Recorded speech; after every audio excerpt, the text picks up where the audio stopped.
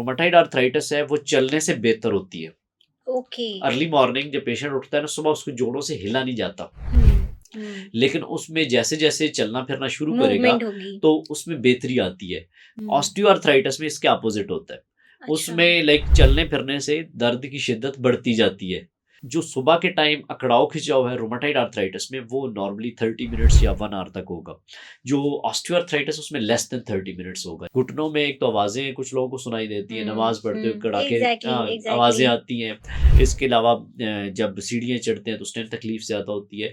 तो मेन इसमें ये है कि जब काम या एक्टिविटी करेंगे तो दर्द की शिद्दत बढ़ जाएगी। ऑस्टियोआर्थराइटिस में फिर ये है कि उन्हें अपना मॉलिज को मिलना चाहिए, एक्स-रे करवाने चाहिए। उस एक्स-रे पे आइडेंटिफ़ाई किया जाता है, मुआयने के दौरान देखा जाता है कि ये प्रॉब्लम है या नहीं है। तो एक तो कुछ सप्लीमेंट्स हैं जिसमें कैल्शियम है, विटामिन डी है या कोई पेन किलर हस्बे ज़रूरत दिए जाते हैं पेन की सूरत में।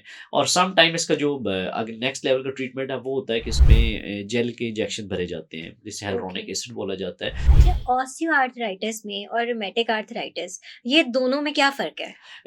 दोनों में बहुत ज़्यादा डिफरेंस है। रूमेटाइड आर्थराइटिस तो बेसिकली सोज़िश का गैंठी है। हुँ, और जो ऑस्टियोआर्थराइटिस है ये वियर एंड टियर हम मेडिकल ज़बान में बोलते हैं कि इसमें रगड़ खाने वाला गैंठी है। ओके। रगड़ खाने से मुराद ये है कि एज रिलेटेड प्रॉब्लम्स की वजह से हो सकता है और हुँ, इसके अलावा ओवरवेट होने की वजह से हो सकता है और कुछ जॉइंट्स में फ्रैक्चर की वजह से या कोई चोट इंजरी हुई तो उसकी वजह से हो सकता है।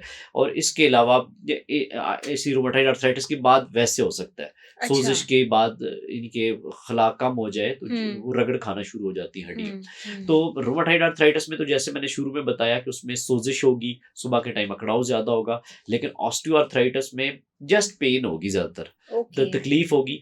और दूसरा जो रूमेटाइड आर्थराइटिस है वो चलने से बेहतर होती है।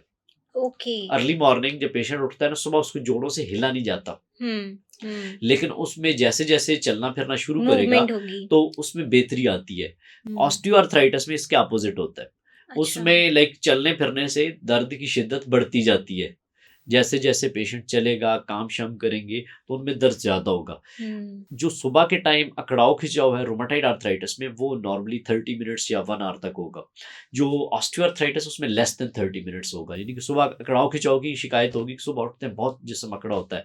लेकिन जो ऑस्टियोआर्थराइटिस में 10 से 15 मिनट हार्डली रहेगा, लेस देन 30 मिनट्स। ओके। और ऑस्टियोआर्थराइटिस मुख्तलिफ जोड़ों को जो अमूमन इसकी वजह से मुतासर होते हैं जो ज़्यादा यूसेज में आते हैं। हुँ, जैसा घुटने के जोड़ है, सबसे ज़्यादा यूज़ होता है या सबसे बर्डन इन पे आता है। इसके अलावा बैक के जॉइंट्स हैं, हुँ, जिसमें लंबर स्पॉन्डिलोसिस हम उसे बोलते हैं या नेक के हों तो उसे सर्वाइकल स्पॉन्डिलोसिस बोला जाता है। या हुँ, इसके अलावा बाज़ दफ़ा ओवर राइटिंग की वजह से जो फर्स्ट मेटाकार्पोफ्लेजियल जॉइंट ये थंब का होता है ये जोड़, तो इसका मुतासर होना ऑस्टियोआर्थराइटिस की वजह से हो सकता है। और सम टाइम हिप जॉइंट जो है, तो उसका यूज़ ज़्यादा होने की वजह से या कोई प्रॉब्लम होने की वजह से वो मुतासर हो सकता है ऑलराइट। इसमें। अच्छा, ऑस्टियोआर्थराइटिस के क्या सिम्पटम्स होते हैं? ऑस्टियोआर्थराइटिस का सबसे बड़ा सिम्पटम तो ये आता है कि पेशेंट जब चलता फिरता है तो एक तो क्रैकिंग साउंड्स घुटने की अगर हम बात करें क्योंकि हुँ, जनरल ऑस्टियोआर्थराइटिस तो होगा ना कि जब चले फिरेंगे किसी भी जॉइंट में मूवमेंट्स करेंगे तो उसमें तकलीफ ज़्यादा होगी। ये हुँ, एक जनरल सिम्पटम है कहीं भी ऑस्टियोआर्थराइटिस होगा।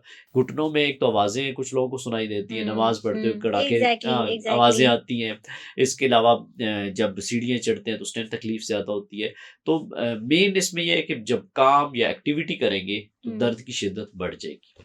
ओके। वैसे अक्सर ये भी देखा जाता है, आप अपने बॉडी में कहीं पे मूवमेंट करें तो वो कड़ाक-कड़ाक वो आवाज़ें आती और हैं। तरह के कड़ाक-कड़ाक है। ये बेसिकली नमाज़ पढ़ते हुए, सीढ़ियाँ चढ़ते हुए या आपको जो घुटनों में क्रैकिंग साउंड सुनाई देती है बाज़ औक़ात, तो हुँ, वो ऑस्टियोआर्थराइटिस की वज़ह से हो सकती है। इसमें राइट। बेसिकली होता ये है कि 2 जोड़ है ना हमारे जिनकी जो हड्डियाँ मिलती हैं हुँ, तो एक जॉइंट बनाते हैं। इसके अंदर जो कार्टिलेज होती है उसने बेसिकली कवर किया होता है अंदर, ओके। ताकि आपकी दोनों हड्डियाँ आपस में क्रैक ना करें। जैसे कभी आपकी कोहनी दीवार पे लगी हो एकदम तो आपको बहुत ज़्यादा पेन होती है। हुँ। सेम यही होता है कि जब हड्डियाँ आपस में दोनों स्ट्राइक करती हैं, जब वो अंदर उनकी प्रोटेक्शन खत्म हो जाती है तो वो उसकी वज़ह से पेन होती है। अच्छा, नमाज़ पढ़ते हुए मैंने अक्सर लोगों की ऐसी आवाज़ें सुनी हैं, तो क्या उनको इस बारे में फ़िक्रमंद होना चाहिए? वो तो बड़ा बे इसको कैजुअल लेते हैं। अगर उनको ये काफ़ी टाइम से चल रहा है और पेन भी होती है, दर्द की शिद्दत होती है, तो उन्हें ज़रूर इसमें देखने की ज़रूरत है कि ऑस्टियोआर्थराइटिस है या नहीं है। तो ऑलराइट। ऑस्टियोआर्थराइटिस में फिर ये है कि उन्हें अपना मॉलिज को मिलना चाहिए, एक्स-रे करवाने चाहिए। उस एक्स-रे हुँ। पे आइडेंटिफ़ाई किया जाता है, मुआयने के दौरान देखा जाता है कि ये प्रॉब्लम है या नहीं है, तो फिर इसके बाद फिर इसका ट्रीटमेंट डिसाइड किया जाता है। ओके, तो इसका ट्रीटमेंट भी उतना ही लंबा है जितना आपने नहीं, बताया? ऑस्टियोआर्थराइटिस में जो मेन स्टे ऑफ ट्रीटमेंट है वो तो लाइफस्टाइल मॉडिफिकेशंस है। हुँ। ऑस्टियोआर्थराइटिस की कॉजेज में भी जो चीज़ है, अगर कोई ओवरवेट है, हुँ। जिसका वजन ज़्यादा है और उसके घुटनों में प्रेशर आई जा रहा है मुसलसल, तो उसकी वजह से उसके जोड़ों में दर्द या तकलीफ होगी, तब उसको वेट कम करने की ज़रूरत है। ओके। ठीक है, अगर एक बंदा मोटा है तो उसको वजन कम करने की ज़रूरत है। हुँ। इसी तरह किसी को अगर इसके फिर लाइफस्टाइल मॉडिफिकेशन भी है कि चलते फिरते एक तो जॉगर्स का इस्तेमाल करें। हुँ। फिर जब एडवांस फॉर्म में हो जाए, नमाज वगैरह कुर्सी में बैठने का मशवरा दिया जाता है कि इसको मजीद खराब होने से बचाया जाए, ओके या मत वाशरूम में कमोड का इस्तेमाल करें हुँ। ताकि आपके मज़ीद ख़राब ना हो। और ये तो लाइफ़स्टाइल मॉडिफ़िकेशंस में आ जाती हैं। इसके अलावा इसका ट्रीटमेंट भी होता है। इस ट्रीटमेंट में क्या है, कोई एक तो कुछ सप्लीमेंट्स हैं जिसमें कैल्शियम है, विटामिन डी हुँ। है, या कोई पेन किलर हस्बे ज़रूरत दिए जाते हैं पेन की सूरत में। और सम टाइम इसका जो अगर नेक्स्ट लेवल का ट्रीटमेंट है वो होता है कि इसमें जेल के इंजेक्शन भरे जाते हैं, जिसे ओके। hyaluronic एसिड बोला जाता है। अगर किसी को नी का ऑस्टियोआर्थराइटिस होता है, क्योंकि बहुत ज़्यादा स्ट्राइक डाउन आपकी हड्डियाँ रगड़ खा रही हैं, हुँ, तो इसमें फिर हुँ। जेल वाला इंजेक्शन डाला जाता है ताकि कुछ टाइम एटलीस्ट आपकी जो रगड़ खाने वाला प्रॉब्लम है उसको कम किया जाए। वो बेसिकली लुब्रिकेशन का काम करती है। वो 6 महीने, साल, 2 साल उसका इफ़ेक्ट रहता है। वेरी हुँ। करता है आपका ऑस्टियोआर्थराइटिस किस स्टेज का है। ओके, अगर ज़्यादा ओके, एडवांस होगा तो अच्छा, जब ये बहुत ज़्यादा एडवांस हो जाता है, इसकी स्टेजेज़ होती हैं। ओके। तब फिर इसमें रिप्लेसमेंट की ऑप्शन आती है, जिसमें सर्जरी की ज़रूरत पड़ती है, यानी कि घुटने ऑलराइट। रिप्लेस होते हैं या हिप रिप्लेसमेंट होती है, वो फिर सर्जन के पास हम लोग भेजते हैं। हुँ, हुँ, जब हुँ। ये नौबत आ जाती है कि किसी के घुटने या इस लेवल के ख़राब हो चुके हैं, तो फिर हम उनको रेफ़र करते हैं ऑर्थोपेडिक सर्जन के पास, ताकि वो उनको रिप्लेस करें।